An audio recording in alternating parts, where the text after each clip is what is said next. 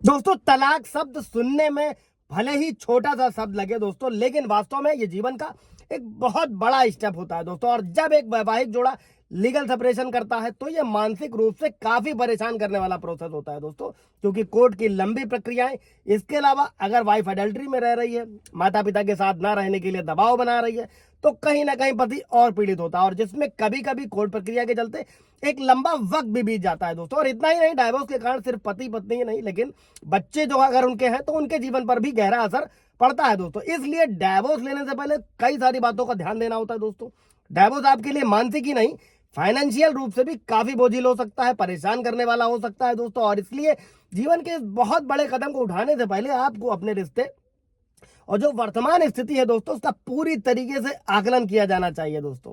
क्योंकि डाइवोर्स की प्रक्रिया कभी कभी टाली भी जा सकती है, क्योंकि लंबा प्रोसेस होता है, या फिर इसे अगर तलाक की ओर जाना ही है तो इसे स्मूथ बनाया जा सकता है दोस्तों। बस जरूरत क्या होती है कि कुछ छोटी छोटी बातों का ध्यान रखा जाए। तो दोस्तों आज इस वीडियो में हम लोग यही सारी बातों को समझने वाले हैं दोस्तों। अगर आप भी किसी तरीके के मैट्रिमोनियल डिस्प्यूट से जूझ रहे हैं और अगर आप तलाक की ओर जाने वाले हैं तो आपको क्या क्या खास कदम उठाने चाहिए दोस्तों। कई बार ऐसा होता है दोस्तों, कपल्स में छोटी छोटी बातों पर झगड़ा होता है और फिर गुस्से में एक दूसरे से अलग होने का मन बना लेते हैं, लेकिन थोड़ा बहुत मन मिटाओ तो लगभग हर कपल के बीच में होता है दोस्तों। और इसका अर्थ, इसका यह मतलब कतई नहीं है कि आप अलग हो जाएं दोस्तों। इसलिए अगर आप अपने पार्टनर से अलग होना चाहते हैं तो डाइवोर्स फाइल करने से पहले एक बार जरूर सोचें कि क्या डाइवोर्स को टाला जा सकता है, और अगर आप चाहें तो अपने रिश्ते की परेशानियों को मिलकर सुलझाने का प्रयास भी कर सकते हैं दोस्तों, बशर्ते कि इसमें कोई तीसरा पक्ष इन्वॉल्व ना हो, जो आए दिन होता है। जो मेरे व्यूवर्स के भी सवाल रहते हैं, जो पत्नी के घर वाले कर रहे होते हैं दोस्तों, और कहीं ना कहीं पति के घर वाले भी जिम्मेदार होते हैं जहां पर गलत होता है। और लेकिन अगर बात नहीं बनती है तभी आप अगला कदम उठाएं दोस्तों।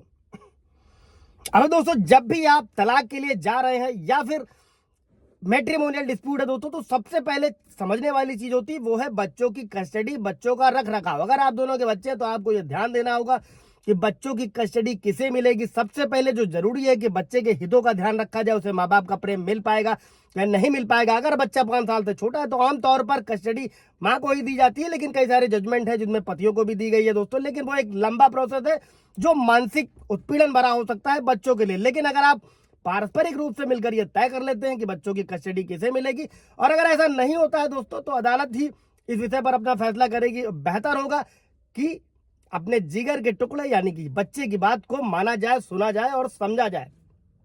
अच्छा, अगला स्टेप क्या होता है दोस्तों, तलाक में जो लगने वाला खर्चा होता है। चूंकि तलाक एक महंगा प्रोसेस साबित हो सकता है दोस्तों, पुरुष ही नहीं बल्कि महिला को भी इस दौरान काफी पैसे खर्च करने पड़ सकते हैं, बशर्ते कि महिलाओं के लिए फ्री लीगल एड भी है दोस्तों। लेकिन फिर भी इसके लिए व्यवस्था तो पतियों के लिए भी है कि वो फ्री लीगल एड ले सकते हैं अगर वो पात्र है तो, लेकिन वो एक अलग मुद्दा है, उसको अलग वीडियो में समझ लेंगे। कोई सवाल जब होगा तो कमेंट में पूछिएगा।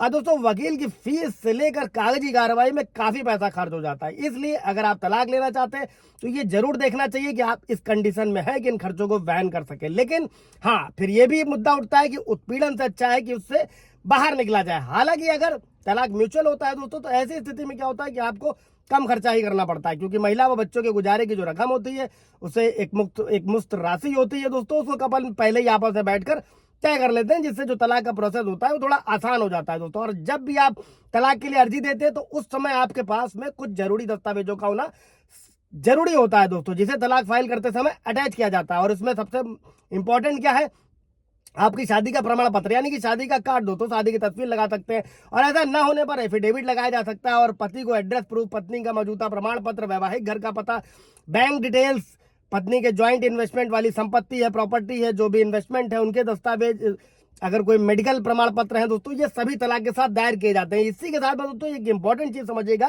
कि अगर पत्नी, जैसे मान लीजिए कि पति ने अपनी इनकम घोषित कर दी, पत्नी नहीं करती, तो ऐसे में आप क्या कर सकते हो, 91 सीआरपीसी जो पुराने कानून था, नए कानून में भारतीय नागरिक सुरक्षा संहिता की धारा 94 के तहत आप एक एप्लीकेशन लगा सकते हैं, जिसमें कोर्ट खुद, जिसमें पत्नियां मजबूर हो जाएंगी अपनी इनकम के प्रूफ देने के लिए। लेकिन ये भी एक अलग मुद्दा है, अगर कोई सवाल जाएगा इससे रिलेटेड तो पूछ लीजिएगा दोस्तों। Thank you.